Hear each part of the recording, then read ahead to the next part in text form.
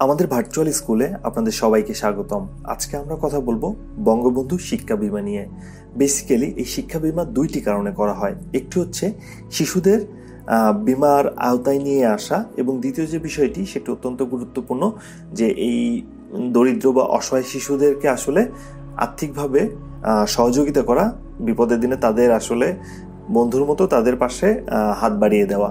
তো মূলত এই বঙ্গবন্ধু শিক্ষা বীমার বেশ কিছু সুবিধা অসুবিধা রয়েছে। তো আজকে আমরা বেসিক্যালি সুবিধা রয়েছে, তো আজকে আমরা এই সুবিধাগুলো নিয়েই তুলনামূলক আলোচনা করব। তো ভিডিওটির আদ্যপান্ত দেখবেন এবং শুরু থেকে শেষ পর্যন্ত আমাদের সাথেই থাকবেন। তো চলুন শুরু করি। মূলত এই পলিসিটির মেয়াদ শিশু বয়সের সঙ্গে সম্পর্কিত, অর্থাৎ 3 থেকে 17 বছর বয়সী শিক্ষার্থীরা বীমা পলিসিটির আওতায় আসবে। শিশুর বয়স বা শিশুর 18তম জন্মদিনে পলিসির মেয়াদ শেষ হবে। শিশুর বয়স 3 বছর হলে পলিসির মেয়াদ হবে 18 থেকে 3 বাদ দিয়ে 15 বছর। অর্থাৎ বেসিক্যালি এখানে যে বিষয়টি বোঝানো হয়েছে যে 3 বছর থেকে এই পলিসি বা এই বিমাটি শুরু হবে এবং 18 বছরে গিয়ে শেষ হবে। টোটাল এই পলিসিটি চলবে 15 বছর ধরে। তো বিষয়টি আসলে ক্লিয়ার হয়েছে। এখন আর একটু ডিটেলসে আমরা যদি দেখি তাহলে আমরা দেখতে পাবো শিক্ষার্থীদের পক্ষে পলিসি করবে মা, বাবা অথবা অভিভাবকদের বয়স হতে হবে 25 থেকে 64 বছর। এখানে যেটি বলা হয়েছে যে আসলে শিক্ষার্থীরা নিজেরা নিজেদের বীমা করতে পারবে না, তাদের পক্ষ থেকে তাদের মা বাবা বা যে কোনো অভিভাবক বীমা করতে পারে, যাদের বয়স হবে 25 থেকে 64 বছরের মধ্যে। আর প্রিমিয়ামের টাকা নেওয়া হবে ব্যাংকের মাধ্যমে, অর্থাৎ নগদ কোনো লেনদেন হবে না, ব্যাংক থেকে আসলে টাকাটি কেটে নেওয়া হবে। শিক্ষার্থীর বয়স 18 ও বীমা গ্রহীতার বয়স 64 বছর হয়ে গেলেই পলিসিটি মেয়াদ উত্তীর্ণ বলে বিবেচিত হবে। অর্থাৎ 18 বছর বয়স হয়ে গেলে আর বীমা গ্রহীতার বয়স 64 বছর হয়ে গেলেই বেসিক্যালি এই বীমা পলিসিটি আসলে মেয়াদ উত্তীর্ণ, তখন আপনারা আসলে বেনিফিটটি পাওয়া শুরু করবেন।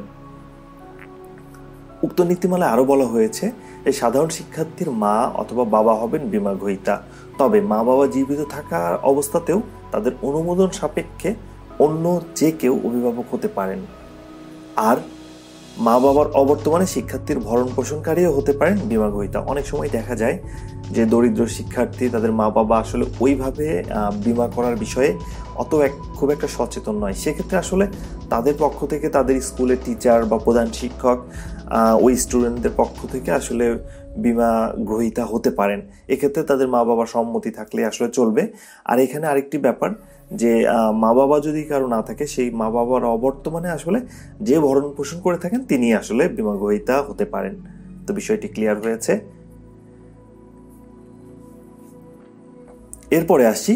এরপরে যেটি বলা হয়েছে 2 বছরের জন্য পরীক্ষামূলক ভিত্তিতে চালু করা হচ্ছে বঙ্গবন্ধু শিক্ষা বীমা। এই বীমা পলিসির বীমাকৃত ব্যক্তি হবেন মা, বাবা অথবা আইনগত অভিভাবক।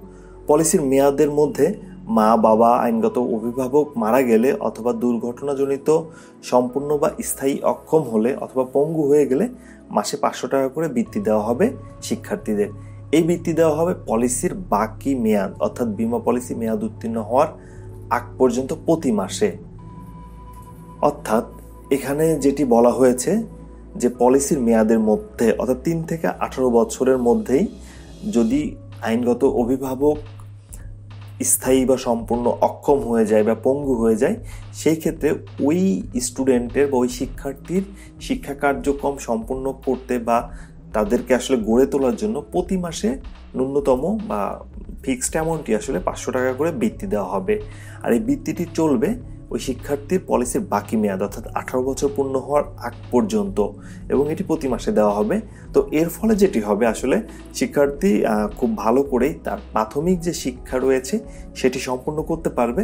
এবং 18 বছরের পরে আসলে আমরা জানি যে একজন মানুষ আসলে খুবই কি বলা যায়, 18 বছরের পর তার চিন্তা চেতনা সবকিছু আসলে বিকশিত হয় এবং সে আসলে সিদ্ধান্ত নিতে পারে।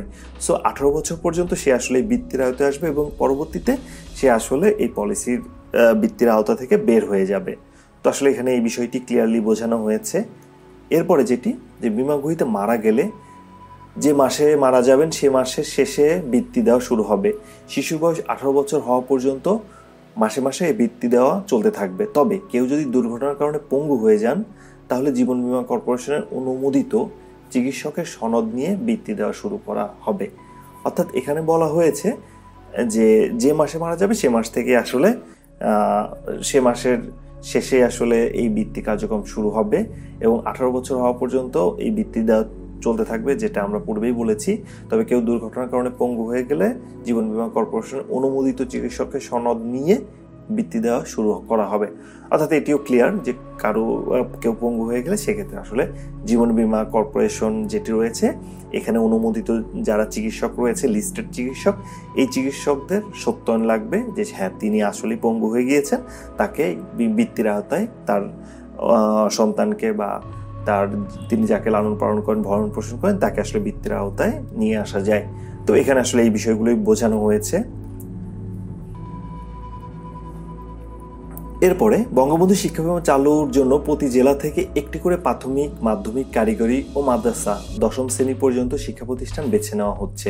এতে 70,000 শিক্ষার্থীর মা, বাবা, অভিভাবক এই বিমার আওতায় আসবেন।